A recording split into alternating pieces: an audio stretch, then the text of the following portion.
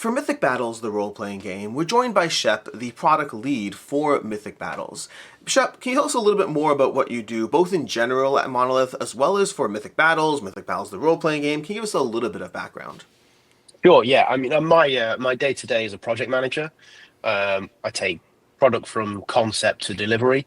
I've been doing that for Monolith for a couple of RPG lines, starting with Conan and now moving on to Mythic Battles. But I'm also the sort of rule developer, lead on the creative lead, I guess, for the Mythic Battles RPG itself as well. So yeah, everything from rule development to getting people to do their jobs on time. Great. And for Mythic Battles, you've had three settings now. You've had, obviously the original Pantheon, you've had Ragnarok, you've had Isfet. At what point did you decide to start working on an RPG? I mean, this is probably a good question for you, Gilles. Yeah. Actually, in Monolith, we are really big board gaming players and RPG players too. And as soon as we had the opportunity of doing the Conan RPG, it was pretty obvious to us that we also need to do one for Mythic Battles because it's such a big universe with all the mythologies we have, and also with all the minis we have for the game. I mean, we start even just playing by yourself, doing sort of RPG with, and we were like, just let's do a real RPG, and that's why we start to work with Chap, especially since Conan, because at first we did the Batman RPG, which was the first one we did, and we clearly saw we were a little lackluster, I would say, on the English part of the project. So bringing Shep, who has like a huge amount of experience, especially like at Modifuse before, it was a strong asset with us, and I mean we knew he would lead that like the best possible way, and we're very happy with what he did. Perfect. Although speaking of, I guess, IP or settings or whatnot, what settings or all does it cover? I mentioned Isfet, Ragnarok, and Pantheon. Is this covering all of those settings? Yeah. So the initial offering for the RPG covers Pantheon and Ragnarok. Isfet is sort of lingering in the background at the moment. Hopefully, something we're going to visit down the line. And it's probably important to say at that point that what we're talking about here is two separate settings. So you can get the Pantheon book and just play in ancient Greece. You can get the Ragnarok book. You can just play in an ancient Norse setting. It's not like a standardized, one setting covers all. So they are separate product lines, but they're completely adjacent. They share a common rule system, and they can be merged if you're a creative GM who wants to do that as well. Great. And you mentioned getting the book, but I know you also have a bunch of other things you can get in this campaign, the miniatures and all that. As far as the way that's structured, what does this use from the board games and the miniatures that you get? I guess it's kind of an all-encompassing question, but what can you utilize for the RPG from the existing board games that you already have, and or what is being offered that you can get in the campaign if you don't have those games? Sure, yeah. So alongside the two core books, we'll be producing two really stunning Games Master screens, and they will ship along with two separate campaigns that can be played straight out of the box, so to speak. In terms of what can be used if you're an existing Mythic Battles board game player, pretty much everything. We went quite deep into allowing existing owners of the Mythic Battles board game to utilize their components. So the boards, the battle boards themselves, we utilize those in the adventures, and you can use the actual terrain rules from the board game in the RPG. All the minis are completely compatible.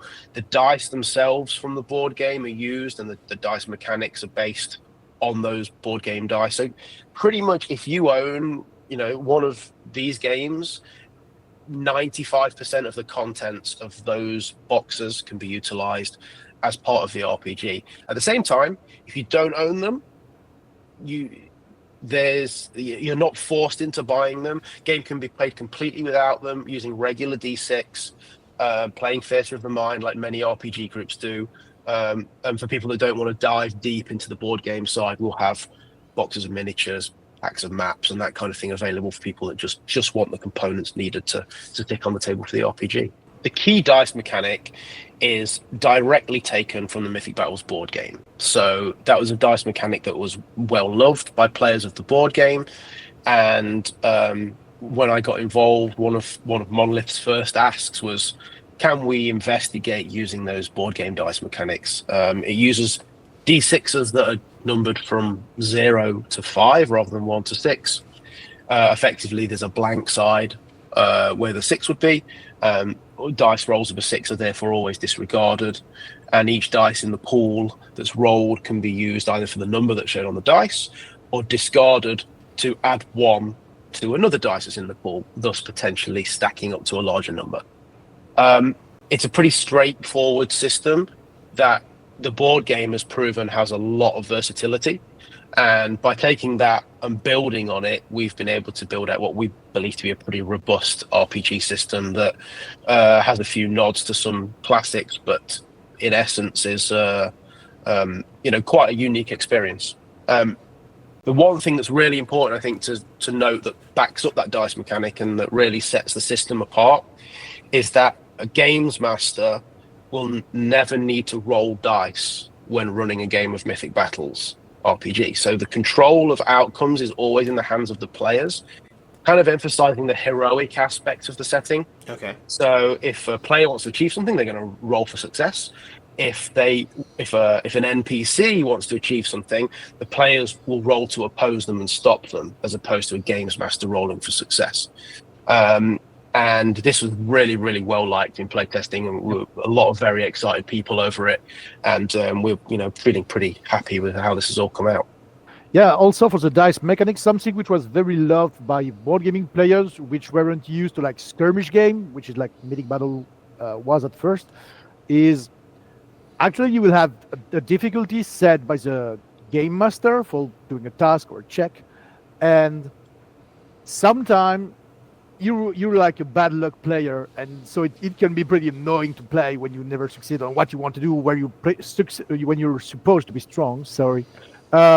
And the fact that you can burn dice just to add value to other dice makes that if you're supposed to be strong somewhere, you will be strong, obviously. So it's something which put away a lot of negativity you can have sometime when you're playing game with dice.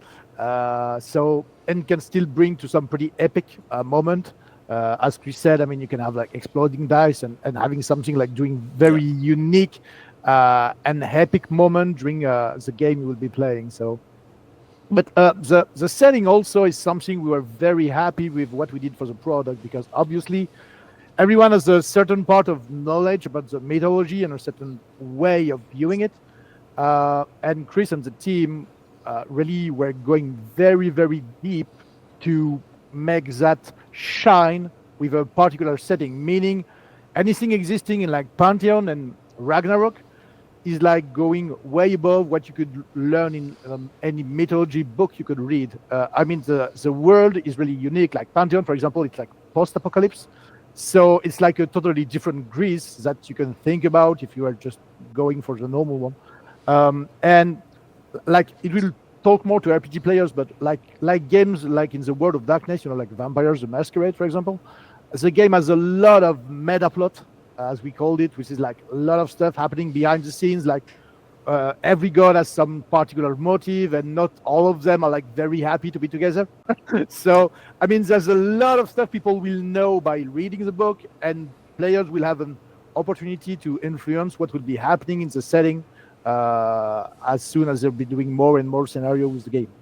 Excellent. Thanks so much for joining us, Shep, and we'll be right back. Thank you.